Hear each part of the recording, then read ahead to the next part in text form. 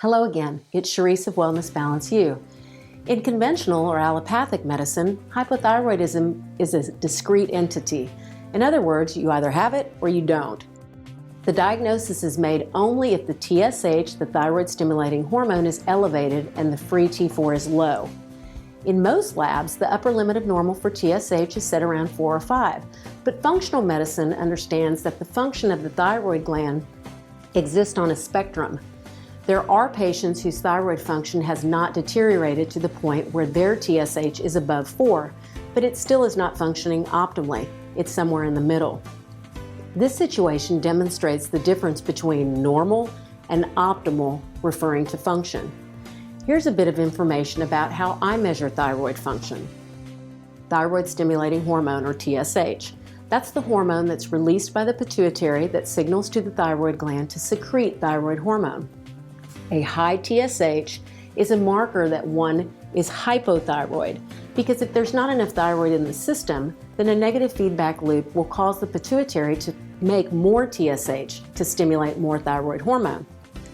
A person with an optimally functioning thyroid gland will usually have a TSH of less than 2. Free T4. This is the most abundant thyroid hormone in the body.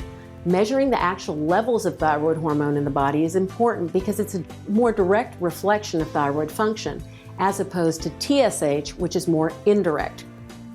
I measure free levels of thyroid hormones because they show hormone that is not protein bound.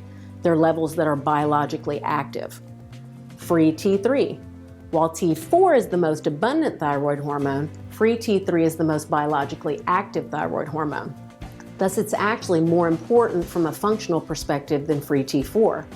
T4 is converted to T3 by an enzyme called deiodinase.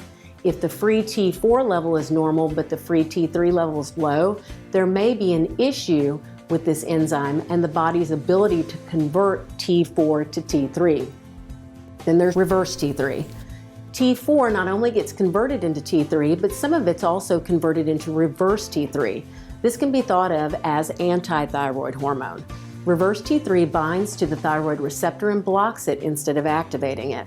I see this in patients with stress, inflammation, and of course, poor nutritional status. This is our body's way to adapt by reducing the metabolic rate during trying times. Thus, patients with an elevated reverse T3 can likely have something called functional hypothyroidism, even if all the other labs are normal. Finally, thyroid antibodies. The presence of antibodies in the blood means that the immune system has begun attacking the thyroid gland, a situation known as autoimmunity. Those with autoimmune thyroiditis often have decreased thyroid function, and it's important to also address the underlying immune system dysfunction as well. So it's a complicated picture, and I would love for you to come visit with me about your thyroid. Thanks.